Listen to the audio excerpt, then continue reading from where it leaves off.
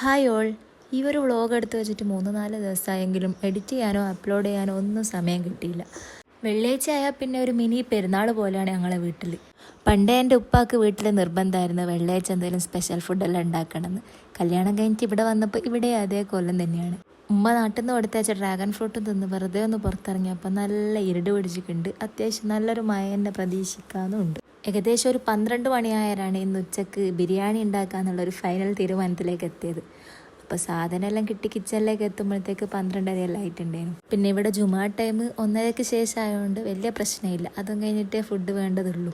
അതിനെല്ലാം കിട്ടിയാൽ പിന്നെ അപ്പം നേരെ കിച്ചണിലേക്ക് വന്ന് ബിരിയാണിക്കുള്ള പണിയെല്ലാം തുടങ്ങി. എൻ്റെ വീട്ടിലാണെങ്കിൽ ബിരിയാണി പൊരിച്ചിട്ടല്ല വെക്കുക. മസാലയിലേക്ക് ഡയറക്റ്റ് ചിക്കൻ ഇട്ട് അതിൽ കിടന്ന് വേവിച്ചിട്ടെടുത്തിട്ടാണ് വെക്കുക. ബട്ട് കല്യാണം കഴിഞ്ഞ് ഇവിടെ വന്നേരെ ഇവിടുത്തെ ഉമ്മാൻ്റെ രീതിയാണ് ഇങ്ങനെ പൊരിച്ചിട്ട് വെക്കുന്നത്. അപ്പോൾ പിന്നെ ഞാനും അങ്ങനെ തന്നെ പൊരിച്ചിട്ട് തന്നെയാണ് വെക്കൽ. വീഡിയോസ് കണ്ടിട്ട് ഒരുപാട് ആൾക്കാർ ഞാൻ ഈ ഉള്ളി അരിയുന്ന മെഷീൻ എന്താണിത്, ഈ ചോപ്പറിൻ്റെ പേരെന്താണെന്നെല്ലാം ചോദിച്ചിട്ടുണ്ടായിരുന്നു. ഇതൊരു ചോപ്പറല്ല, ഇതൊരു മിക്സർ ഗ്രൈൻഡറാണ്. നമ്മൾ നോർമലി ഉപയോഗിക്കുന്ന ഒരു മിക്സിയാണിത്. പ്രീതിയുടെ സോഡിയാക് എന്ന് പറയുന്നൊരു മിക്സിയാണ്. കഴിഞ്ഞ ഒരു വർഷമായിട്ട് കണ്ടിന്യൂസ്ലി ഞാനിത് യൂസ് ആക്കുന്നുണ്ട്. നല്ല പ്രൊഡക്റ്റാണ്. ആർക്കെങ്കിലും ലിങ്ക് വേണമെങ്കിൽ കമൻറ്റ് ചെയ്താൽ മതി. ഏകദേശം 1.5 കിലോളം ചിക്കൻ ഉള്ളതുകൊണ്ട് 3 ബാച്ചായിട്ട് ഇട്ടിട്ട് പൊരിക്കേണ്ടി വന്നു. എനിക്ക് പൊതുവേ ചീൻചട്ടിയിലിട്ടിട്ട് ചിക്കൻ പൊരിക്കാനാണ് ഇഷ്ടം. അപ്പോഴാണ് അതിൻ്റെ ഒരു കറക്റ്റ് ഒരു ടെക്സ്ചർ കിട്ടുന്നത് പോലെ എനിക്ക് ഫീൽ ആയിട്ടുള്ളത്. ചിക്കനെല്ലാം പൊരിഞ്ഞ് കഴിയുമ്പോഴത്തേക്ക് ഞാൻ 2 അടുപ്പത്തായിട്ട് ചോറിനും മസാലക്കും വേണ്ട ചെമ്പെടുത്ത് വെച്ച്. മസാലക്ക് വേണ്ടിയിട്ട് ചിക്കൻ പൊരിച്ചെടുത്ത് സെയിം നെയ്യ് തന്നെയാണ് എടുത്തത്. കിച്ചണിലോട്ട് വരാൻ തന്നെ ലേറ്റ് ആയതുകൊണ്ട് എല്ലാം പിന്നെ ലാസ്റ്റ് ഒന്ന് തിരക്കാക്കേണ്ടി വന്ന്. വേഗം തന്നെ തിളച്ച വെള്ളത്തിലേക്ക് അരിയിട്ട് മസാലക്ക് വേണ്ട തക്കാളിയും കൂടി ഉള്ളിയിലേക്ക് തന്നെ ഇട്ട്. ഉള്ളി ഓൾമോസ്റ്റ് വഴണ്ട് വന്നിരുന്നു. അപ്പോൾ തക്കാളി ഇട്ട് ഇഞ്ചി വെളുത്തുള്ളി പേസ്റ്റെല്ലാം ഇട്ട് മസാലയായിട്ട് ഞാൻ മഞ്ഞളും ഗരം മസാലയും മാത്രമാണ് ഇടാറ്. എരിവ് കുറവുണ്ടെങ്കിൽ കുരുമുളകും കൂടി ഇടും. 3-4 ടേബിൾ സ്പൂൺ തൈരും കൂടി ആവശ്യത്തിന് ചേർക്കും കേട്ടോ. മുന്നേ ചോറ് വെക്കാതെ മസാല റെഡിയാകുന്ന ടൈമിൽ തന്നെ ചോറ് വെച്ചാൽ ചോറ് നല്ല ചൂടോട് കൂടി തന്നെ നമുക്ക് ദമ്മിടാൻ പറ്റും.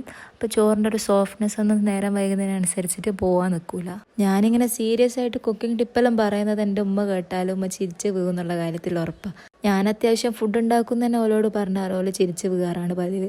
വെറുതെ എന്തിനിങ്ങനെ തള്ളി മറിക്കുന്നതെന്ന് വെച്ചിട്ട് എൻ്റെ ഉള്ള കോൺഫിഡൻസും കൂടി പോക്കും. ഓലെ പറഞ്ഞിട്ടും കാര്യമില്ല. അവിടെ നിന്ന് എന്തെങ്കിലും ഞാനൊരു ഫുഡ് ഉണ്ടാക്കി അത് കൊള്ളാവാറാണ് പതിവ്. ഇങ്ങനെ തന്നെയാണോ ഞാടൊന്നും ഉണ്ടാക്കി കൊടുക്കുകയെന്ന് പറഞ്ഞിട്ട് ഉമ്മാൻ്റെ വായിൽ നിന്നുള്ള ഫുള്ള് തെറിയും കേൾക്കുകയും വേണം. ഇതിലും ഇൻസ്റ്റാഗ്രാമിലെല്ലാം എൻ്റെ ഷോർട്സ് വന്ന് തുടങ്ങിയതിൻ്റെ ശേഷമാണ് ഞാൻ ഫുഡ് ഉണ്ടാക്കുന്നുള്ള കാര്യം പോലെ ചെറുതായിട്ടെങ്കിലും ഒന്ന് അംഗീകരിച്ചു തന്നത്. അതുകൊണ്ട് തന്നെ ഒന്നും അറിയാത്തോളൂ എന്നുള്ള ടാഗ് ലൈനിന് ചെറിയൊരു അഭിപ്രായ വ്യത്യാസമെല്ലാം വന്നതിൽ എനിക്ക് നല്ല സന്തോഷമുണ്ട്. ഇനി അടുത്ത വട്ടം നാട്ടിൽ പോയിട്ട് വേണം എൻ്റെ കഴിവ് തെളിയിച്ച് എല്ലാവരും ഒന്നും കൂടി ഒന്ന് അത്ഭുതപ്പെടുത്താൻ. ഉമ്മാൻ്റെ 4 മക്കളിൽ 3-മത്തെയാണ് ഞാൻ. മൂത്തത് ഒരു ഇത്താത്തയാണ്. അതിൻ്റെ താഴെ ഒരു ആങ്ങളയും കൂടിയുണ്ട്. ഓല് 2 അത്യാവശ്യം നല്ലോണം ഫുഡ് ഉണ്ടാക്കുന്നത് കൊണ്ട് ഓലെ കഴിഞ്ഞിട്ട് എനിക്ക് താഴെ സ്ഥാനം ഉമ്മ തരാറുള്ളൂ. ഓലത്രയൊന്നും വരുമെന്നൊന്നും അറിയില്ലെങ്കിൽ അത്യാവശ്യം ഞാൻ ഫുഡ് ഉണ്ടാക്കുന്നുള്ള കാര്യം ഉമ്മ ഈ വീഡിയോ കണ്ട് മനസ്സിലാക്കണമെന്ന് ഞാൻ പറയുന്നു. ഇവിടെ ഉള്ളവർക്കെല്ലാം എൻ്റെ ബിരിയാണി ഭയങ്കര ഇഷ്ടമാണേ.